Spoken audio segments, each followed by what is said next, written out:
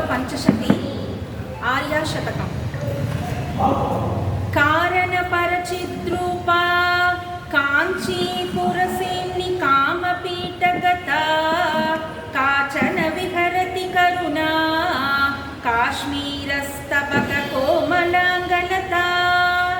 कञ्चन काञ्चीनिलयं करधृतकोदण्डपाणश्रीनिपाशं कठिनस्तनभरणं रं कैवल्यानन्दकन्दमवलम्बे।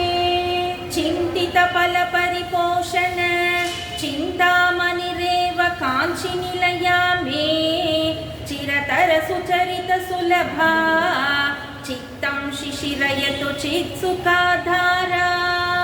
कुटिलकचं कठिनकुचं कुन्दस्मितकान्तिकुङ्कुमच्छायं कुरुते विहृतिं काञ्च्या कुलपर्वतसार्वभौमसर्वस्वम्।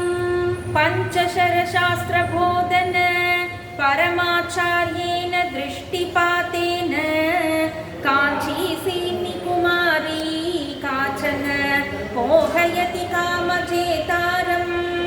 परया काञ्चीपुरया पर्वतपर्याय पीनकुचभरया परतन्त्राव्यमलया पङ्कजब्रह्मचारिलोचनया। ऐश्वर्यबिन्दुमौलेर् ऐकात्म्यप्रकृति काञ्चीमध्यगतम् ऐन्दव किशोरशेखरम् ऐदम्पर्यं चकास्ति निगमानाम्। श्रितकम्पासीमानं शिथिलितपरमशिवधैर्यमहिमानं कलये पाटलीमानं कञ्चन कञ्चुकितभुवनभूमानम्। आदृतकाञ्चीनिलयम् आद्यामारूढयौवनाटोपा आगमवतं सकलिका आनन्दाद्वैतकन्दलीं वन्दे।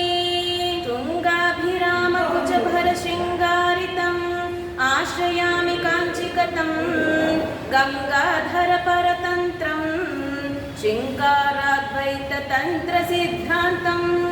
काञ्चीरत्नविभूषा कामपि कन्दर्पसूतिकापाङ्गी परमां कलामुपासे परशिववामाङ्कपीठिकासीनां। कम्पातीरचराणां करुणाकोरकितदृष्टिपातानां केलीवनं मनो मे केषाञ्चिद्भवतु चिद्विलासानाम्। आम्रतरुमूलवसते आदिमपुरुषस्य नयनपीयूषम् आरब्धयौवनोत्सवम् आम्नाय रहस्यमन्तरवलम्बे।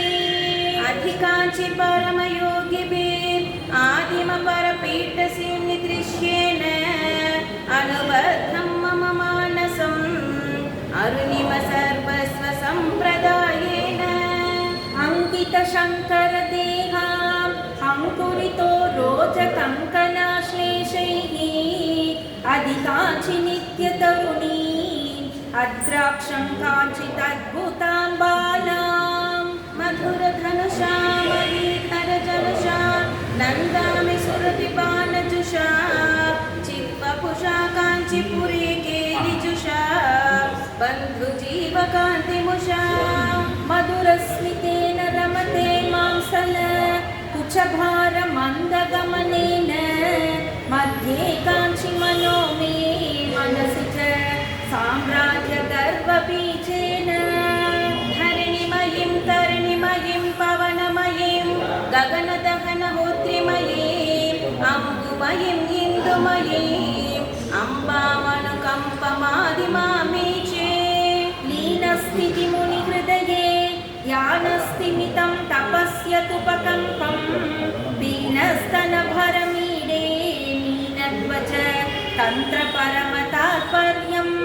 श्वेतामन्तरहसिते शातामध्ये च वाङ्मनोदिता शीतालोचनपादे स्फीता कुचसीनि शाश्वती माता। पुरतः कदानुकरवै पुरवैरिविमर्दपुलकिताङ्गलतां पुनतीं काञ्चीदेशं पुष्पायुधवीर्यसरसपरिपाटीं पुण्या कापि पुरन्ध्री पुङ्कितकन्दर्पसम्पदा वपुषा पुलिनचरीकम्पाया पुरमतनं पुलनचुलितं कुरुते तनिमाद्वैतवलग्नं करुणारुणसम्प्रदायतनुलेकं तटसीनिकम्पायास्तरुणिम सर्वस्वम् आद्यमद्राक्षम् पौष्टिककर्मविपाकं पौष्पशरं सविधुसीनिकम्पायाः अद्राक्षमातयौवनम् अभ्युदयं कञ्चिदर्धशशिमौलैः संश्रितकाञ्चीदेशे सरसिजदौर्भाग्यजातृदुत्तं से संविन्मये विलीये सारस्वतपुरुषकारसाम्राज्ये मोदितमधुकरविशिकं स्वादिमसमुदायसारकोदण्डम् आदृतकाञ्चीकेलनम् आदिममारुण्यभेदमाकलये मुररीकृतकाञ्चीपुरी उपनिषदरविन्दकुहरमधुतारा उन्नम्रस्तनकलशी उत्सवलहरीमुपास्महे शम्भोः येन शिशुदीर्घलोचनं येन परिपन्ति सन्ततं भजता एकाम्रनाथजीवितम् एवं पददूरमेकावलम्बे स्मयमानमुखं काञ्ची अयमानं कमपि देवताभेदं